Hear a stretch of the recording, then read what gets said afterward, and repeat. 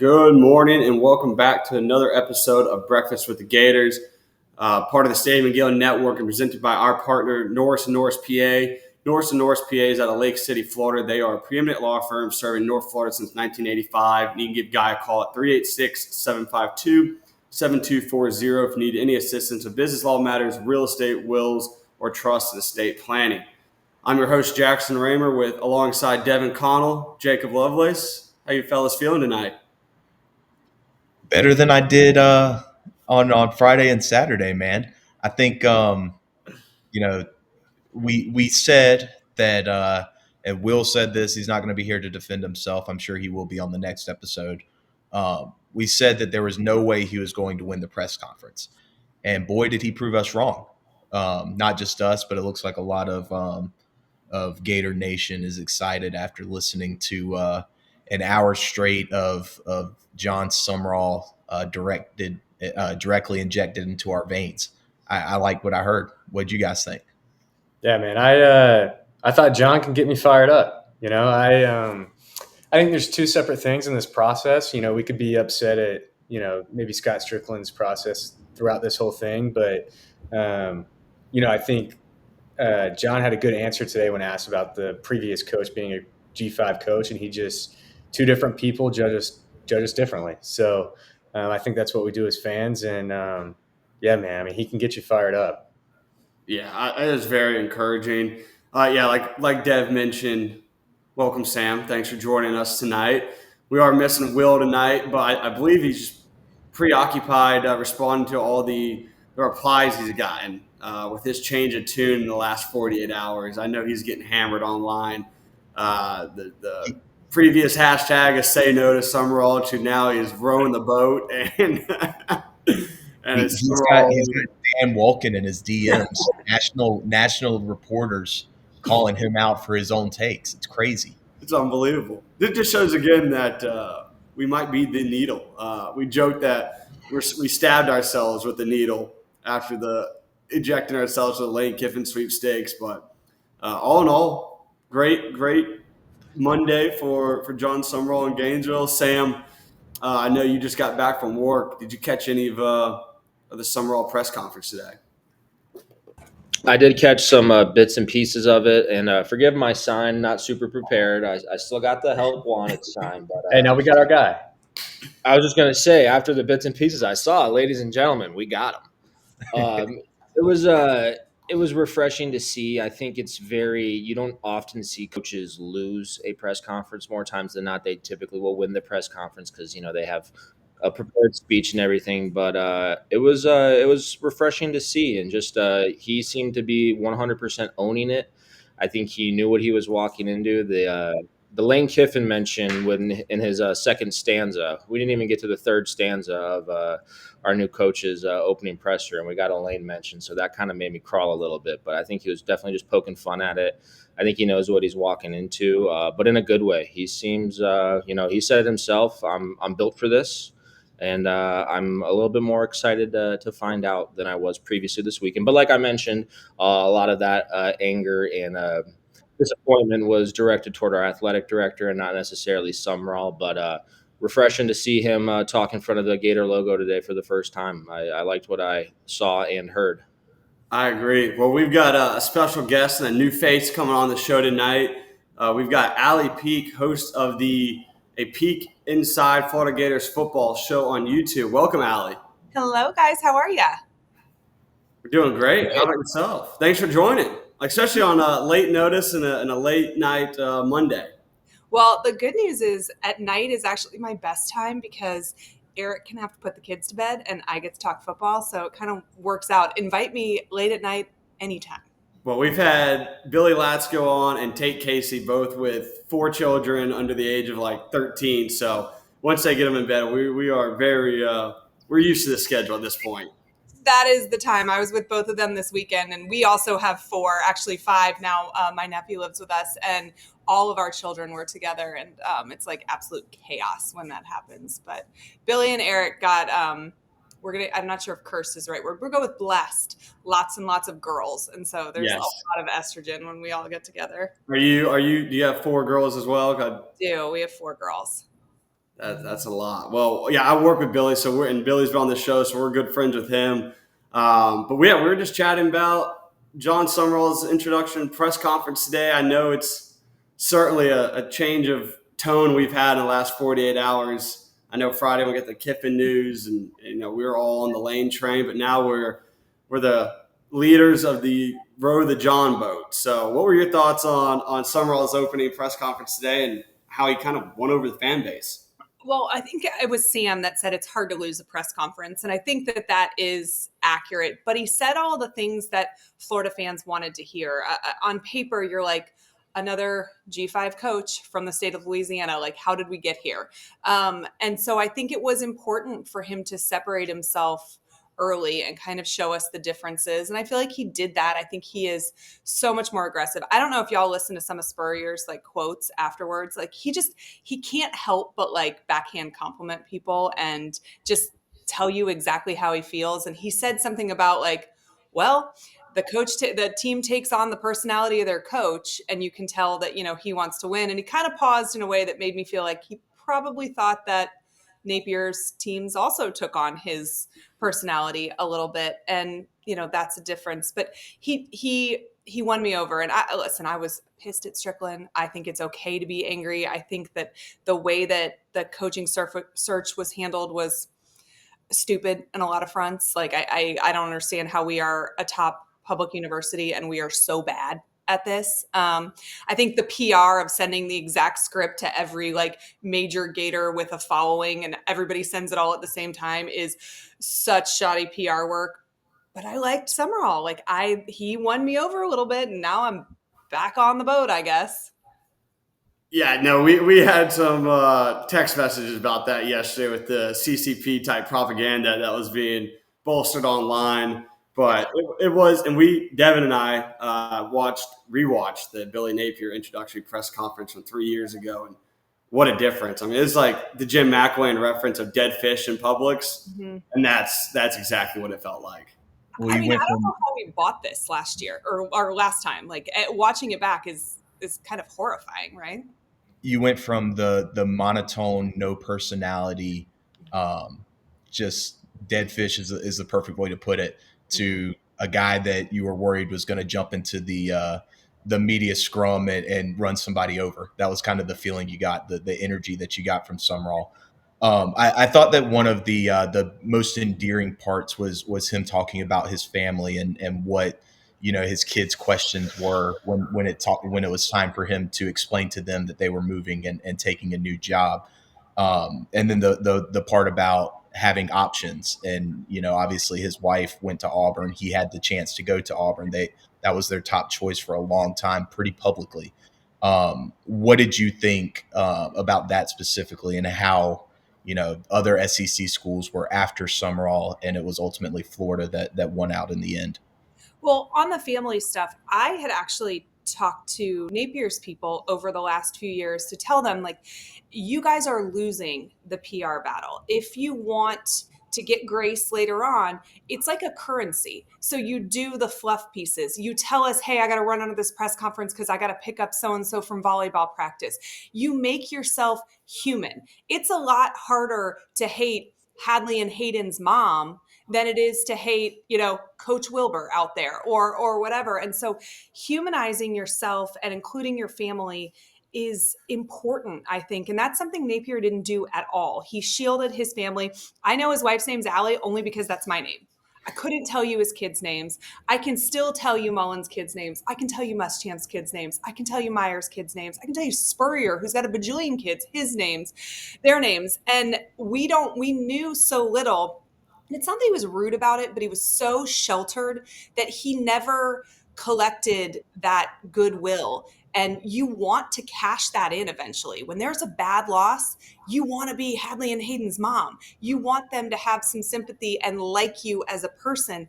And Napier never gave us that opportunity. So I think it's important for Summerall to do that. It's smart. It's what somebody with, PR training would actually do, right? And as far as everybody else wanting him, I mean, I don't know how public it is or not public it is, but he turned down Mississippi State last year when they were looking. Obviously, he was really far into the contract negotiations with Auburn. I have a friend that's a big booster there, and he called me on Saturday and was like, "Are you you guys going to undo, the work that we have done here?" And I'm like, I mean, I kind of hope we don't, but I've changed Saturday. And Ole Miss would have jumped in there if given the opportunity. He might have gone to Kentucky had they fired Stoops 3 days earlier. And he did have options. And I think it's important for him to tell Gator Nation, I chose you. I know that you maybe didn't choose me as your first option, but you were my first option when I had choices. And it's important for us to ride with the guy that did pick us. 100%. And touching on the kids, I think his son has a great name. Just wanted to point that out. And I too, also named Sam, would love to meet Tim Tebow. So that'd be pretty cool. But as we've learned a little bit more about our pursuit of Summerall, it's come out that Urban Meyer seemed to play a pretty big role in this. And I know you spoke with him recently. Just what do you kind of make of that? Did you get any indication from him that it could be an option, or what do you make of the Urban and all of this? Because it seems like him and now we know that Danny Werfel was an instrumental part as well. What do you make of Urban's involvement, kind of moving in silence to get Summerall for us? So when I talked to Urban, it was about 2 weeks ago, and I don't think they had gone in depth with Summerall yet at that point. And he said on air, but he also said off air that he's told Lane to take this job. And so as soon as, and I knew Werfel was involved because somebody that I talked to on a regular basis told me at the beginning of November that that's who they were sending each time they met with Lane, was that they were sending Werfel because it was easier for him to get through the airports. Nobody's questioning. He lives in Orlando, so when he's flying out of there, it's not anything anybody's thinking anything of. A lot of people don't even recognize him anymore in airports. So I knew that he was involved. But as soon as, I want to say it was last Friday, I got a call saying that Urban had interviewed him twice. And as soon as I heard that Urban had interviewed him twice, I knew there was no way Lane was going to come, because if he was trying to push Lane there, he wouldn't play two candidates against each other. So at that point, I was kind of like, all right, we are out with Lane if he's all in on this. But I've been told that Urban thinks he's another Urban in terms of intensity level and dedication to the craft. And, that means a whole lot more to me than what Scott Strickland thinks about who should be our next head coach. Yeah, the intensity was, you could feel it on, watching through the screen. One quote that kind of jumped out to me was he was talking about the fans, and not in a way where he was talking about fans' expectations that felt like a jab, but he acknowledged that Florida fans want to win. And I felt like maybe with Billy, there was a lot of kind of at the beginning, the PR for Billy was like, we're going to build a foundation. And maybe the foundation with Mullen wasn't great, but they won right away. Just kind of what were some of the differences that you saw from maybe the Billy Napier press conference a few years ago that Jon kind of hit on today? Well, I'm a lot older than all of you guys, so I have been through a lot more coaching searches. And I do think that each time you hire somebody, they're trying to fix the glaringly obvious problems with the previous administration, which sometimes creates new problems. And I think for Napier, he wanted this solid culture. We felt like he had a lot of really good guys who were there for the right reasons, there for each other. I know for a fact when Mullen was there, Mullen told us many a times that he felt like he inherited a program that didn't enjoy winning, that they were scared of losing, but they didn't have fun winning. And so part of his MO as head coach was to be more relaxed, let them have fun, kind of let them be kids, which I think was great intentioned at the beginning, but led to some of the spiraling that happened down the road, the less caring, whatever. So, but Napier told us it was going to take a long time in his press conference. He literally tried to lay out that this was going to be a 5-year plan, which is, I'm pretty sure, what he sold to Scott Strickland too. And he basically told us that straight up, this is a long process. And I think we all have PTSD from that. So it was really important for Sumrall to come out and say like, oh no, we're going to win right away. Not, you've got another 4 years of misery before you can hope to sniff, championship football. And I think that was really important. I think it was important that he pointed out he wasn't going to bring his friends over, because that's also something that not only Napier but Mullen had a reputation for. They wouldn't get rid of their friends fast enough. They wouldn't go outside their little tiny coaching bubble. So he did that for us. And, Napier referred to us as Central Florida basement dwellers at one point. Like, I'm sure all 5 of the people sitting here, he was talking about, those podcasters that, hide in mom's basement or whatever. And Sumrall basically acknowledged that he saw we were batshit crazy online and he wanted it. And I kind of love that. Yeah, we got a caller and a listener from New Orleans who's went to UF from New Orleans and is getting his MBA right now at Tulane, and was at the game Saturday night and was part of the tailgating experience with Summerall's brother. And so he got to chat with him a little bit, and he goes, "Yeah, well, we've seen all the replies and mentions into our recent tweets how they don't want us, but that kind of fuels Sumrall, which is it's nice to see that he understands he's taken over a program that's ready to win." But you saw this firsthand with Eric, and I don't know if you guys spoken on it much, but I saw a little bit of Spurrier's questions and answers after the press conference today about how this team's got a lot of good players, or Urban, sorry. This team's got a lot of good players. Ron Zook had a lot of good players too, but they just could not find that winning culture. A lot of one-score losses, especially the year he got fired. But what similarities do you see with just the talent we have? It's a little bit different with retention nowadays and NIL. But how, we can kind of maybe see that same turnaround in a year or two and have a national championship college program. We retain this roster, and we have, I think, first and foremost, you hire a badass strength and conditioning coach. I think that was the very biggest mistake that Napier made out the gate. You can't expect that somebody from Louisiana is capable of conditioning an SEC caliber team right off the bat. And, for the players, they don't know what they don't know. So like Eric would tell you, they thought they were doing all the things right with Zook to put them in a position to be successful. They thought they were working hard. They thought, they had the right plan to win. And then Urban came in and basically showed them that, you weren't pushing yourself at all, and completely ramped up workouts is where it started. I have been told that Summerall does mat drills. Casey sent me a text and was like, "Mat drills are back." So I think that's going to be a good thing. But this football team has to get tougher. You can have all of the talent in the world, but if it's fourth quarter, games on the line, and you cannot will yourself into stopping your opponent, it doesn't matter that you're filled with 5 stars or that you have tons of talent. It is such a mental game. And I think that we did not focus on the mental toughness aspect for the last 4 years. We were a soft football team. Allie, I think that the biggest concern I think I had, Will had, a lot of us had when we heard Summerall was the name that was kind of emerging from the pack and going to be the next coach, was the just the fact that he was another G5 coach from Louisiana, as unfair as that is to him. Sure. And he addressed that in the press conference. He said he's his own man. Maybe seemed a little bit fiery when he got that question.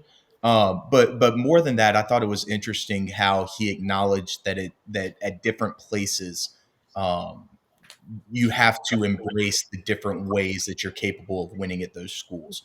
And that was something that excited me hearing him talk was, you look at his offenses, it's run first. I watched their game against Charlotte on Saturday night, and they were getting in power I and running the ball right at Charlotte's defense to try to play smash mouth football. A big aspect of the PR behind this announcement has been him acknowledging that explosive offenses are what is the expectation at Florida. He referenced Bob Stoops, who obviously in the early 2000s took over Oklahoma and was really the pioneer of this up-tempo spread offense with Sam Bradford and those guys back in the day. What do you make of him addressing that up front?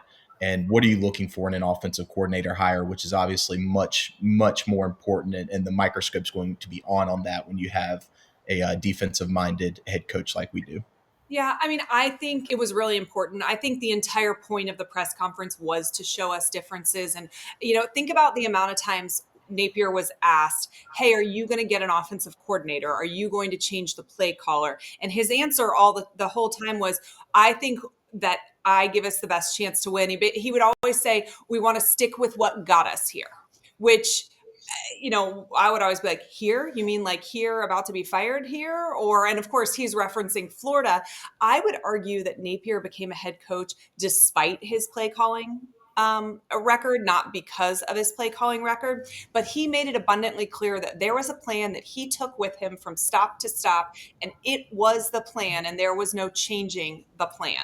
So I think it's really important to show from Summerall's point of view that he is adaptable, that he understands that what works at Tulane isn't going to work at the SEC. What works against Ole Miss isn't going to work against LSU.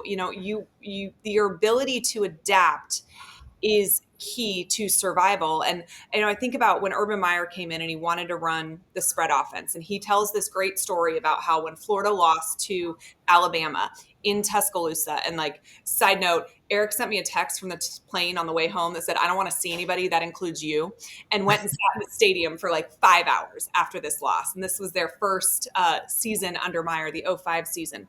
But Meyer said on the way home that they were like, okay, this is not going to work. We don't have the athletes to run what we want to run. So they went to his house, he and Mullen and Gonzalez and Adazio, and they sat around and drew up the system that they would run for the rest of the season and use in 2006. It's when Billy Latsko got involved in the offense. But they realized the problem. They realized that it wasn't a one-size-fits-all plan that they wanted to run, and they adapted mid-season. And I think that's what made them such a dangerous coaching staff. And so I love hearing that he is open to using what his team has to be successful and the location that they're at. And I think that is important. Now, as far as offensive coordinator goes, I want somebody that's going to score a ton of points. I despise being in 23-17 games. I cannot, particularly if you're going to be trash at special teams, which we have been for the last 4 years, playing close games like that, playing not to lose as opposed to playing to win kills me. I want a Kirby Smart psycho. I want somebody step on their throat. Don't pee on them if they're on fire. Napier would bring them ice water. I don't give me a crazy person all day long. I don't need you to be nice. That is for the team pastor. And I do think it's an important hire, and I'm looking to see, do we go Power 4 or do we wimp out and we try and say we got this guy from the G5 and we swear it's going to work, and that's going to dial my excitement back if that happens. Is there any names that you might have in mind that kind of fit what you're saying, or any names that you might be hearing? I have not heard any names solidly yet. And I honestly, a very interesting Will Stein got a head coach, because that was one that I'd heard the very first night that which I don't know if Will Stein's official at this point, but I'm pretty sure he's pretty close to official, if not. But I think somebody like that would be key. And I do think it's also important who you bring in as your defensive coordinator too. And I've heard rumors that Ed O's getting a look. I think that would be interesting, or at the very least put him at defensive line. His son coaches at Tulane, and so there is a little bit of a connection there. And I think that would actually be a win over LSU too, which would be also exciting. And it could be somebody who could kind of come in right now while Tulane is playing, especially if they make the playoffs. Eric is in the background. He wants Billy Gonzalez to be the offensive coordinator and him to get to open up the playbook. I do think they keep Billy Gonzalez at wide receiver. I think that would be really smart. The man wants to retire a Gator. I don't think he has machinations of being anything other than a wide receivers coach. You cannot convince me he hasn't had opportunities over the years, and he's clearly chosen not to chase that down. So it's kind of a really stable hire too, because he'll be there forever. He'll probably outlast you. He's outlasted 3 other coaches. But these hires have to get them right. But I do think that you start at strength and conditioning.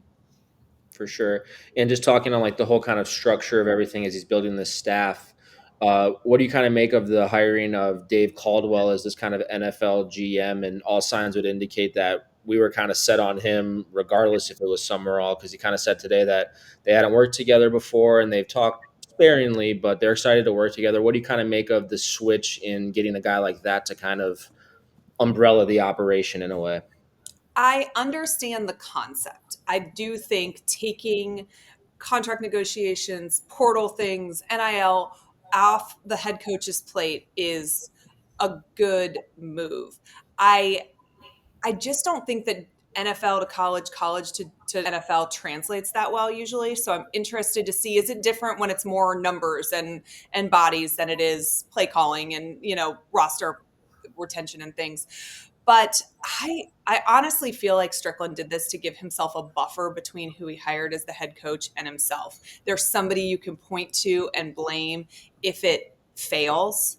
That's not you. And so I do think that there was some selfish aspect to this as well. And who knows, maybe we're ahead of the game and it's the wave of the future. But I really honestly think part of it is Strickland saving his own butt. 100%. We agree because very fair, very valid.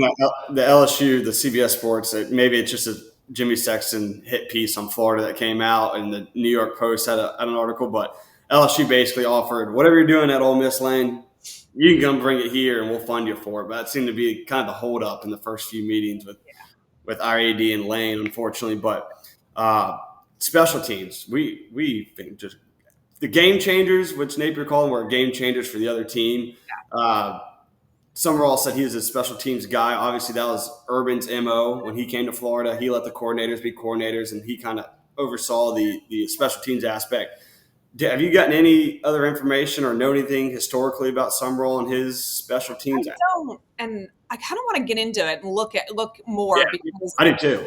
I'm interested in that aspect. He told us, I think the quote was, it's going to have my fingerprints all over it, is what he told us today. And I mean, that is music to my ears. The special teams the last few years have been so abysmal and so dysfunctional, even behind the scenes. Like there was a time, it was last March, Eric was doing a kicking camp with the Townsend brothers here in Tampa, and all of Florida's current specialists were there. We're sitting around a table talking, and I'm like, guys, you were trash this year. Like, what in the world was going on? And they're like, well, that's on us. It's hard to count the number of people out there, and there's just so many people on the sidelines and blah, blah, blah. And I was like, whoa, you're responsible for counting your own guys before you go out there? And they're like, yeah. And I'm like, you realize that's not normal? And they're like, no, it's totally. And I'm like, Eric, who counted for you? He names an assistant strength coach. Johnny, who counted for you? He names an assistant strength coach. Tommy, who still counts for you in the NFL, an assistant strength coach.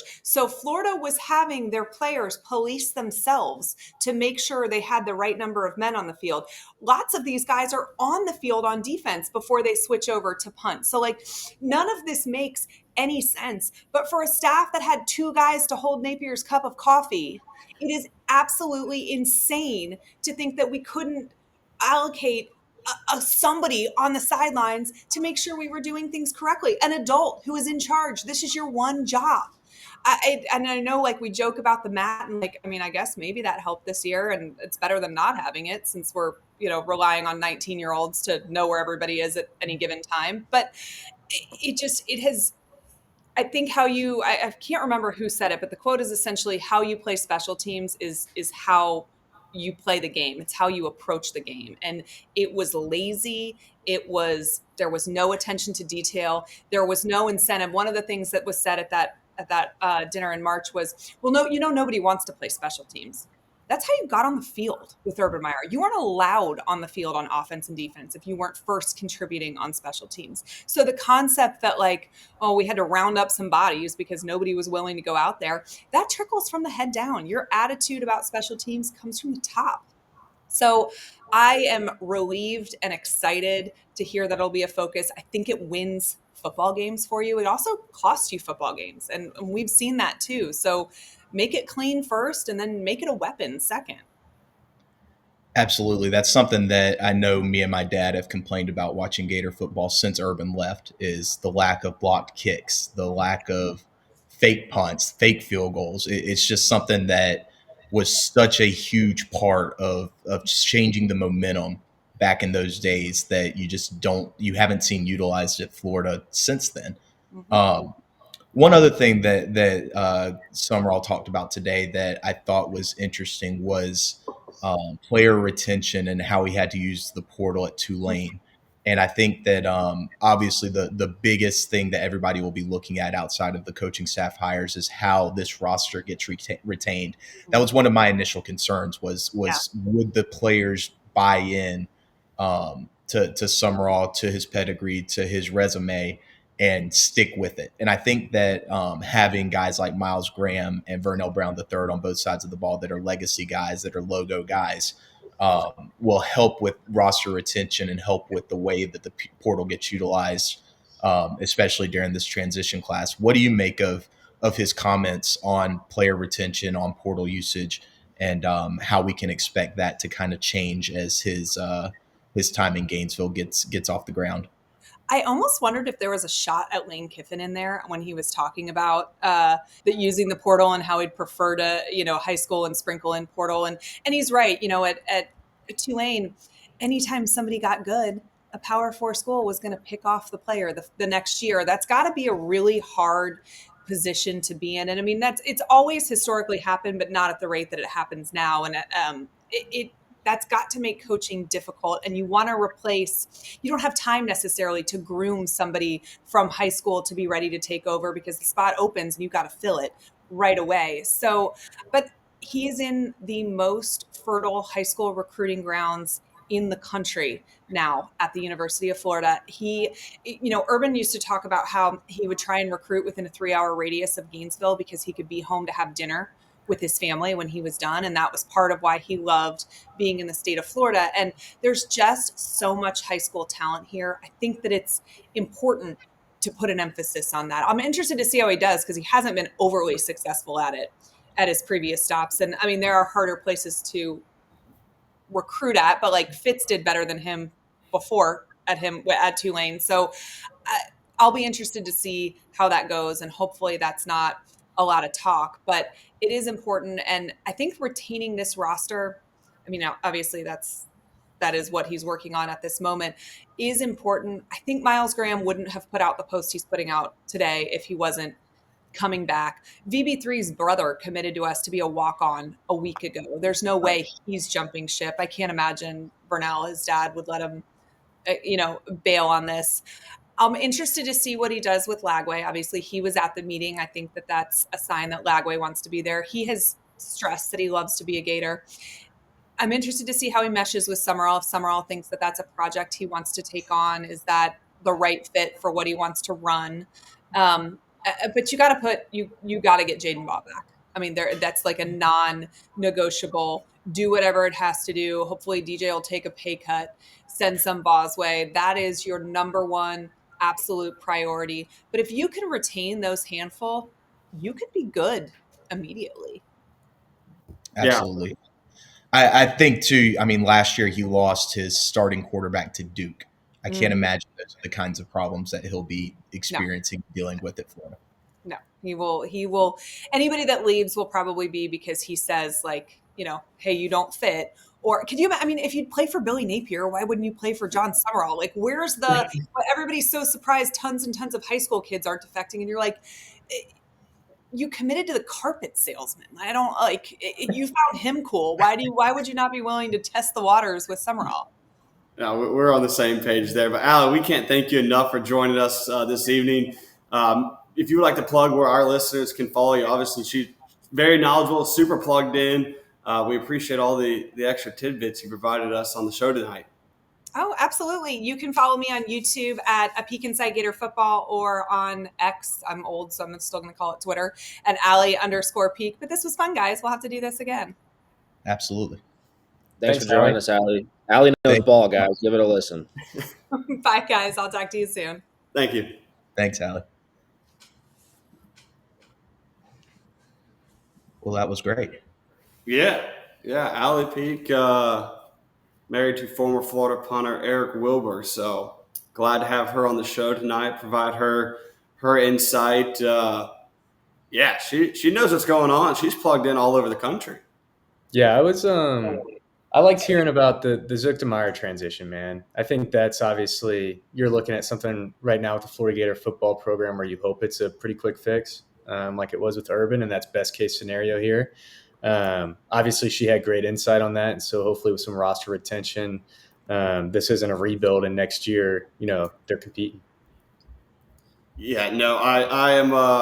I'm sure when I talk to Billy Latsko tomorrow, he'll be stoked to know mat drills are back. He probably would. He's probably glad he doesn't have to be inside the gym doing those drills again. But when those former players visit, especially from that era, they're going to be excited to see some of their routine is coming back and incorporated into this new staff's their workout program. So, and I thought it was interesting. The Jon Sumrall, when he walked into the facility today, he goes, "Damn, this is nice. Look at this weight room. Who do we share with?" Nobody. He had 6 other sports having to share the weight room at Troy and Tulane, which is not a jab at those programs, obviously, but just shows you kind of the obstacles they got to face at smaller programs like that don't have the resources we do. So him having the ability to incorporate his full schedule and have a set timeline and not have to, work around other schedules is going to be key for him and for his success. What do you guys make of? It feels like this is the most involved Urban has been in the Gators program since he left. Obviously, the announcement that he's going to be getting entered into the Ring of Honor. But even when Mullen came back, I think he came back to the Swamp maybe once or twice, if that. Yeah. What do you make of his involvement, not only in the search, but being there today for the press conference? I thought that was really interesting. My first takeaway from that is he's done coaching. Like, I think everyone kind of knows that, right? But even the beginning of this search, I feel like maybe it was tongue in cheek, but people would kind of be like, dude, if Urban came back, like, we would take that, right? So I think it cements that. Will Norris. Right. So I think it cements that he's done. And most people probably knew that. So it's not a huge shock. But yeah, getting in the good graces of Florida. And obviously, I think it is kind of leading to that Ring of Honor. Obviously, he was honored at the Tennessee game. I'm excited that he was a part of the search, man. Like, for all of Urban's flaws, I'm a Jags fan. So I've seen the best of Urban, the worst of Urban. The guy still knows how to win, man, especially at the college game. He knows about culture. He knows about finding talent. So I like that he was involved in this, and him speaking highly of Jon Sumrall feels good. For sure. And like you mentioned, like his involvement, and I know I asked Allie, like she had talked to him, and I think to your point, Devin, and great point, love you, to say like, yeah, I think that shows that he's, signing off on coaching. Didn't even think of that, but that's probably nails it. But when she said that Urban sees Urban and Sumrall, I think that can also, he wants to be a little bit more present. Doesn't seem like they've had a relationship prior to any of this, but it's nice to see Urban kind of coming out of the shadows a little bit. Obviously, he's on Fox every week and does the show, but it seems like he's kind of shifted years, as Urban Meyer, the previous Ohio State coach, but we all know that he's Urban Meyer, Florida Gator legend, and it's nice to see him walking around the halls again, and hopefully he can be involved. And to the whole special teams point too, like it really kind of draws the parallels to him, and to the whole Zook to Meyer transition. Dare I say, the stars are aligning. I don't know. I would like, obviously, we've discussed this offline, but the Urban average over 40 points a game, went to a Fiesta Bowl at Utah. We knew what kind of offense he was going to bring to us, and that's the biggest question mark now. But here in the special teams was a sign of relief. And because, man, you can really change a game. Even when we have some of those sputtered performances or you're playing against a really good defense on the road, special teams is a great way to kind of flip the game. But, yeah, seeing Urban, the way he left us, retired, came back, and then left a year later, left a lot of sour taste in people's mouth. You remember the Tennessee game I talked about, the Ring of Honor? I had someone next to me, not really applauding, and they disgusted him. A lot of fans feel that way. So he's been rocking Gator pullovers and polos, throughout the years. Like Dev said, I know there's that famous picture. I think, is he next to Spurrier or behind Spurrier, that Miami game in Orlando in 2019? And that's kind of like the first time we've really seen him in a public setting with Spurrier at a game in quite some time. So to see him back in the fold, part of the search, it gives you confidence, just us as fans reading a resume and having everything identical on paper, resume-wise, geographical-wise, as Billy Napier had, but see Urban give his vote of confidence is it's nice because obviously he knows a lot more than us four podcasters do.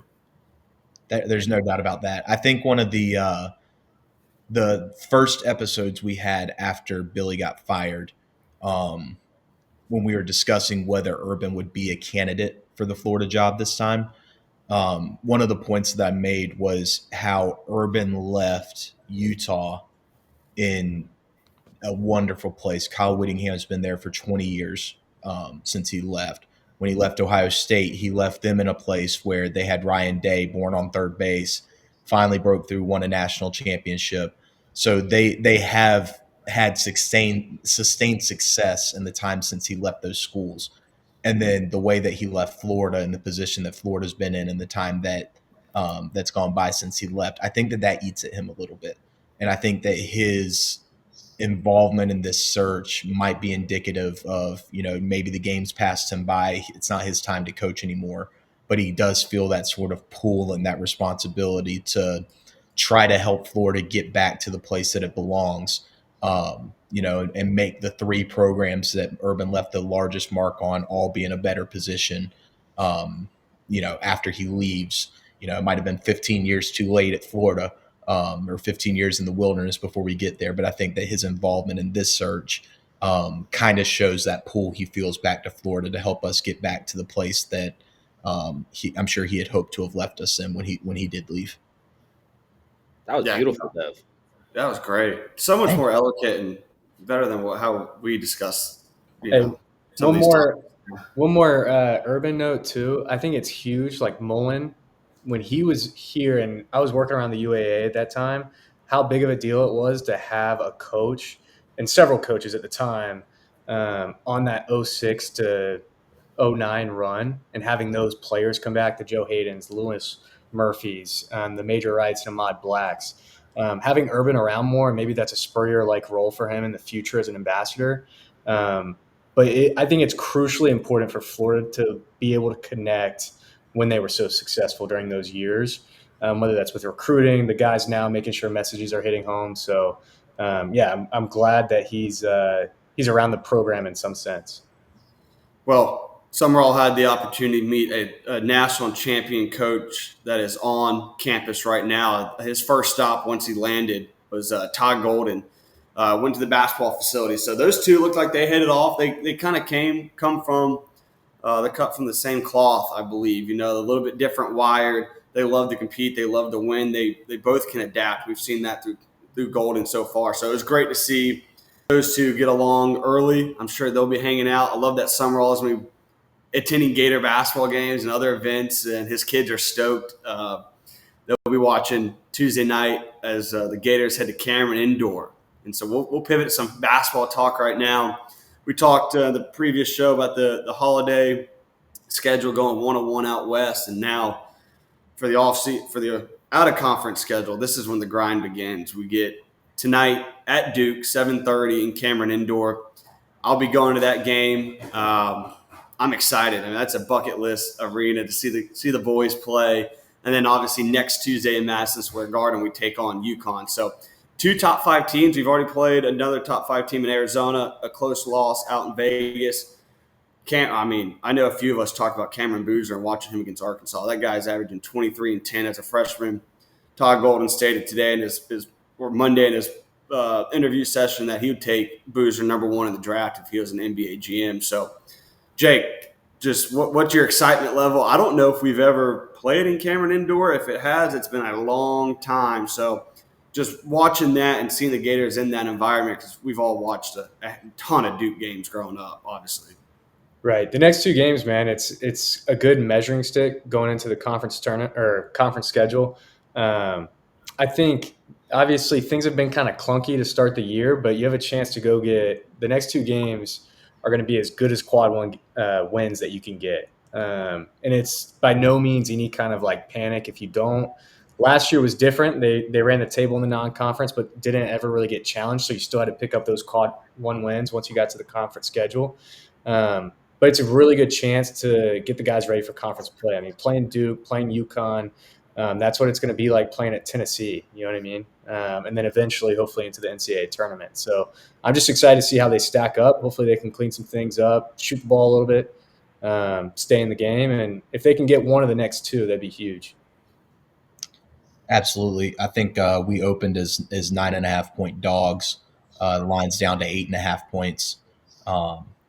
Would like to see it move. If it's already moving in Florida's direction, I imagine it could move another point or two before we get to tip off tomorrow night. Saw what I wanted to see on Friday against Providence. Obviously, I don't think Providence is, you know, all that great of a team. It's not your dad's Providence with Billy Donovan running the point or anything. But you saw Xavier Lee shoot the ball a little bit better. You saw Boogie Flan shoot the ball a little bit better. I think that we've kind of said it before, but this team's really got to embrace being, nasty on defense and shooting the ball. I don't think that this team's ever going to be a team that shoots in the high 30s from 3-point range, but a team that at least, it's enough of a threat that it loosens up your front court and lets them do what we expected them to be able to do before the season. So going into to Cameron Indoor is going to be awesome. It's probably the most iconic venue in college basketball. It's going to be a special night, top 15 matchup. They get to play the defending national champions, which is going to mean a lot for those guys to have the Florida Gators coming to town. So hopefully we keep up the shooting front court. I think they'll come ready to play. I think there's not going to be 3 non-conference games you can play in November and December quite like Arizona, Duke, and UConn. That might be 3 of the 4 Final Four teams when this is all said and done. So to get a win, on a neutral floor against UConn, or to go into Cameron Indoor and get a win would be one of the best wins anybody gets in the country this year. So huge opportunities this week. Excited to see how the boys respond and hopefully come out and come out on top. Yeah, it might be one of the most iconic venues in college sports, let alone just basketball. So it'll be very cool to watch our Gators play there. I know over the years, I'm sure you guys might trickle to memory, but there's kind of a funny camera angle when you're watching a game at Cameron Indoor on ESPN. So we'll have to experience that as a Gator fan. But going to be a great opportunity, a great test. Like we've already mentioned the teams that are with Duke and UConn on the schedule and already having played Arizona, some of the best teams in the country. And going to be a big night from the front court. Like you mentioned, the Boozers. How can they got to step up? The Arizona game, the story was the true freshman, Koa Pete, the big man, came in and just absolutely dominated us. Maybe with seeing some film, we're able to maybe put together a game plan to try to limit their star players. But it's going to be exciting to watch, and hope you have a good time, Raymer. And glad you don't have to camp out in one of those tents that they all have to use, to get into Cameron Indoor. But the crazies, I'm sure they'll be crazy. Yeah, I just looked. Last time we played at Cameron Indoor was 1998. We lost by 30. So hopefully a much better result. We can only go up. Can only go up from here. Was that pre-Donovan or early? That's Donovan joined in 96, 95, 96. So, yeah, it was Donovan. I think we went to, 99, 2000. We went to Donovan's first Final Four national championship game when we lost to Jason Richardson and Tom Izzo in the championship game. But, that was very early into the Donovan tenure. So, kind of the same time frame of their career. Obviously, Todd's had a little bit more success this early in his 3.5 years in Gainesville. But, have you seen any word on Condon playing? I know Todd spoke to the media today. I didn't get to see all of his quotes, but I didn't see an availability report, but I didn't see anything that said breaking Alex Condon out for the game against Duke. I would say that they said that he could have won Friday, but they wanted to be cautious. Okay. Well, I would be too if you're playing Providence and you really need them back. So, Florida's been in a lot of foul trouble early, and we're going to have to utilize Micah, Rubin, Condon, and Houck there down low to to have some sort of presence and stop Boozer. I mean, this kid, we were in the sweepstakes to get the Boozer twins, but unfortunately, Duke pays a lot of money, and it helps that their dad went there. So, but a sweet. I hate the way the travel's set up leading up to this game. You spend Thanksgiving week out in San Diego, come right back home, and then you're going to go up to North Carolina for this trip, come back home again, and then straight back up to New York next week. So it's a grind of a schedule here this week and a half, 2 weeks.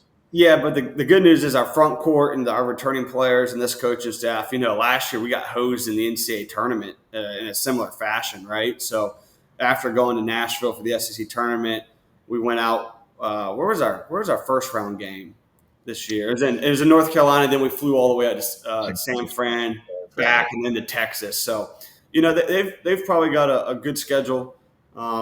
With these challenges, with the going from the West Coast home and then up the East Coast and north. So we got to have a big night at a Boogie in Xavier. I mean, this is probably the biggest environment Xavier's ever played in, I imagine. I know Princeton probably had a few road games of this magnitude, going to big arenas, but being a part of the Florida Gators, hopefully that 20-point scoring outing Friday against Providence is maybe turning the corner a little bit.